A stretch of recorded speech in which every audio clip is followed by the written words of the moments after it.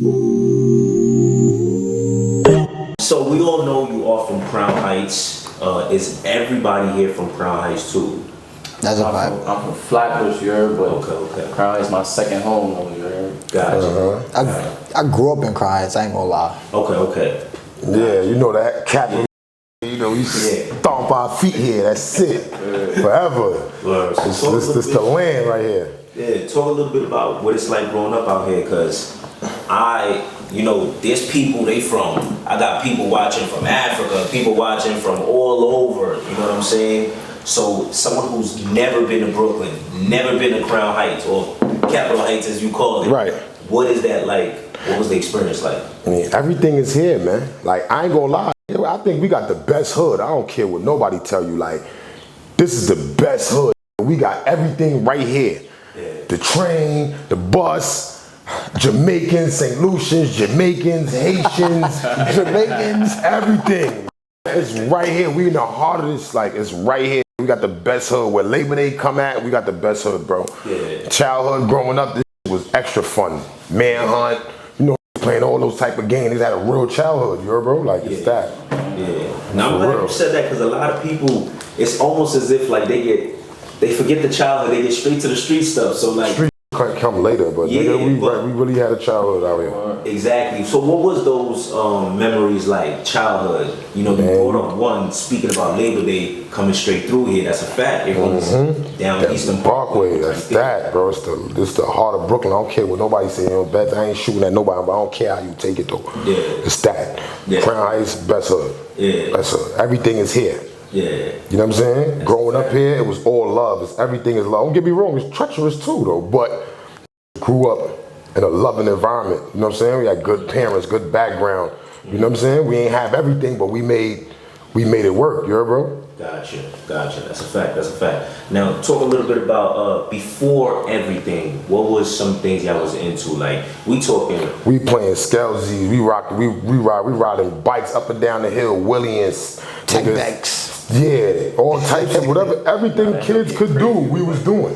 You heard, bro? Everything kids could do, we was doing. Stealing cars, we was doing everything. Yeah. That's how I learned. That's how I even learned how to drive. Yeah. Stealing cars, crashing them, jumping out, we out. Yeah. Word, jumping fences, running in the store, snatching candies, opening the fart bombs, throwing them shits at the Jews, like going in their store, taking they squeezing them and running out. Yeah. They be sick. They all chasing us down Kingston. We was really having fun though, no bullshit. Yeah. And there's a lot of Jews out here. So right. What was it like growing up, alongside them? And the reason I ask that is because I've always seen on the news there's been tension between the Jews and the blacks. See, that's some real political shit, right? And I don't really want to get too deep.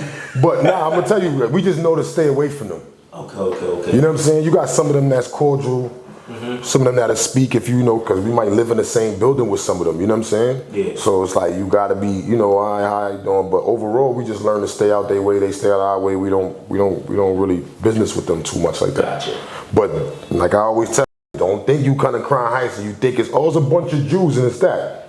You would get lost in the sauce out here, but for real. It's up to them it's up to you. Play high. You gotta be aware. You gotta be aware. Know where you at. Know your surroundings, because it's that. This is a lot of history back here, because my peoples, when the Jewish riot happened, right around the corner, right here behind us, where we doing the interview right now, right here, literally, like if we right here is right there. That was my people. Shout out to the Cato family. My son lost his little brother because of that riot. That's how the riot even started. You feel me? So that's it. Wow, that was a big deal back in them times. Yeah. Big deal. Were you, how old were you at that time? I ain't gonna put my age on it, but so I was young. I was young, I was young. I couldn't even come outside by myself yet. Okay. When that happened. Could you even remember what the atmosphere was like when all of that was going down? I know about it because my family was a part of it. Okay. But I wasn't the one that was there because I was a baby still. I was like, what, 5, 6? Gotcha. You know what I'm saying? So, yeah. Gotcha. All right. Bet. So, get a little bit older, you know what I'm saying? At what, you say you start stealing cars and all that, but at what age are those things happening? Them things happening at like 9, 10. Yeah. 11. That's when I caught my first spot for bid. 11 years old. 11 years old. Word. Now, you 11, that's the first time you gotta kind of be away from family, From right? family, word. What is the mindset? Are you scared walking into that? I'm gonna tell you the truth. You're gonna sit here and lie. You be trying to big themselves up like, bro, every time you're gonna be scared, no matter what it is. If you've never been to jail before, you're gonna be scared. If you going through different prisons as your time grow and you get older and you know, sometimes you gotta go through these things and you're gonna be scared every time. The feeling you're gonna get in your stomach, it don't go away until you know you're good. You feel me, bro? So yeah, I was scared for the first time, but you know, once you get into it and you start really being outside every day and adjusting to the older niggas, you know you trying to impress them. Yeah. Let them know that you ain't scared, but you really shook. But at the end of the day, you gotta wear that. You gotta stand on that business because this is what you wanna, you know what I'm saying, participate in. Yeah. You know, I'm glad you said that. I was interviewing somebody maybe a week ago, and I was talking to them about, like, you know, a lot of people say when you get into the streets, you know what it comes with, this and that. And I was like, I kind of disagree with that. Because, like, you see how you're saying you 11 years old, you getting your first Sparfa bid, right? Like, you don't know everything you're going to deal with, what's on the other side when you walk in, you know, when you walk into there. This is why you're scared. Yeah. This is why you're scared. But they will say it like, yo, listen, man, you signed up for it. You should know what it comes with. Because at the same time, it's like, you feel me? We, as growing up, parents told us right from wrong. So it's like, you know, all right, you go out and do certain shit, you gonna go to jail. You feel me? We know what we doing, like, you feel me? Nigga, it got consequences behind it. But we just don't know what the consequences is. Boom. That's what I mean. It's like the fear of the unknown. It's definitely that. You feel me? But once I ain't gonna lie, I'm telling you, it's all what you into. So if you into it and you adjust to that, your mind gets set to that, then you understand that this is demonic. It's not really, you feel me? You gotta be angry at all times. You gotta be aggressive, like, you know? So you gotta build that. You gotta, all right, I see what's going on. Yeah. You know what I mean? First 2 weeks in the spot, okay, I see, all right. Ain't no letting them take your cookies, they ain't taking your figs, they ain't, you feel me? Because in spot, I'm talking about spot, we're not talking about jail. So y'all need to know where jail come later. You know what I'm saying? Spofford is different. You know, they give you little snacks, niggas to take your snacks. Yeah, you gotta defend your snacks. Yeah. So, you know, we have to learn all that. Yeah. And then once you get it, I got it, I know what's going on. Now I gotta be on BS, you heard, bro? Yeah. So that's how that shit work. Yeah. You have to build that courage, you have to build that self-esteem, like I ain't letting you do nothing to me. And it's gonna start now, because I'm on this journey, you heard? Yeah. It's interesting that you said that, like it's demonic, because that's how I be feeling, like, yo, you always gotta be tough, you always gotta be angry, you always gotta be, I guess, kind of like just aggressive, you know? Was there ever moments where you were like, yo, you know, I really don't care to be this right now, but I have to because this is the environment that I'm in? The time that I noticed that, it was already too late for me. It was already too late. I was like, damn, I want to change my life. I want to do something different, but I was already tied in too deep. Yeah. So I just absorbed everything that came with it. Yeah. If you weren't that deep into everything, who would get Lil B? If you had the opportunity to, I'd probably be a teacher or a gym trainer or something like that. Cause no cap, cause I'm good with like, probably in the corporate world too. Yeah. You know what I'm saying? I probably would have been doing some shit like that. But yeah, it's too late though. It's never too late. Let me take that back. It's never too late to, go further in life. But I'm just saying, it's like the times I was living in, the people I was around, and what was going on it was no time. Gotcha. You know what I'm saying? To even think about what the coulda, woulda, shoulda, woulda been. You feel me, bro? Gotcha. How long was you in Sparkle for? I gave him 2 years? Okay, so you come home around like 13. Come home like 13, 14, facts. Yeah.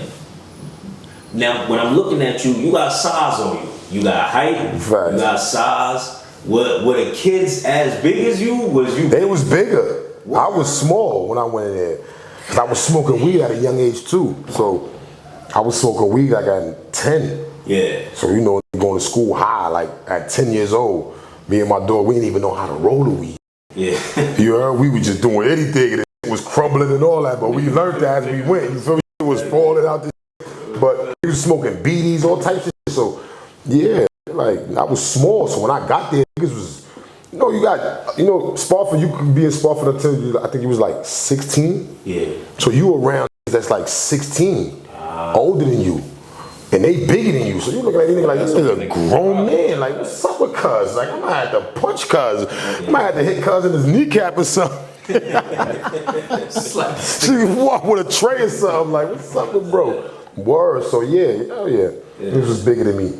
Yeah. Was there ever any experiences, like significant moments that happened in there that kind of shaped you into either being tougher? I ain't gonna lie, I just always knew I ain't with the fitting in, I'm with the standing out. So I'm gonna do whatever it takes. I ain't like do nothing to me. But yeah, I done seen some shit where like, oh, that's what y'all niggas is on? Oh, okay, I like this. You know what I'm saying? Cause I'm young, I think everything is like, it's intriguing. You know what I'm saying? Getting cut, getting stabbed, getting punched. I was intrigued with that shit. So I'm like, am I crazy? I had to ask myself that, like, I gotta be crazy to like this demonic shit. But that's when I started learning myself, like, say that, I'm on it. Yeah. You feel me? I ain't let nigga do nothing to me, man, nothing. That was it. I never wanted to let the hood down, so I always felt like, cause not to say it like that, cause I don't want the kids, please, stay out of jail. Stay away from negativity, it ain't that, you feel me? I just don't want people to get my story misconstrued like I'm pushing a negative narrative. It wasn't that, that was just my life. You asking me about my life, I'm giving you my pictorial debut on mine, you heard, bro? Absolutely, absolutely. So boom, you come home around 13. Are people in the neighborhood shocked? Because I know you grew, like, right. You grow, you talking, probably speaking a little different. Different, voice got deeper, yeah. What is that reaction when you come back to the neighborhood? Well, when I come back, it's that, because they was already hearing what I was doing. So you see, that's what I'm saying. That's what gets you tracked into this. This what gets you feeling like, yo, I could still be doing this, because that's patting you on the back about it, making you feel good about it. Yeah. Not knowing this is all wrong at the end of the day, gang. Yeah. But at the end of the day, that's what shapes me to be who I am. Absolutely. Yeah. Word. But yeah, they was loving me when I came back home. Boy, tall, he got big. The ladies was, boy, they used to call me ugly and wouldn't touch me. So nigga went to jail, got his weight up and came back. It was that waves spinning. This before I even had braids. Yeah. Had the waves going crazy. Young baby face. Look, even now I still got the little 1-2 baby face. So yeah, they was loving me. Word, they was loving me.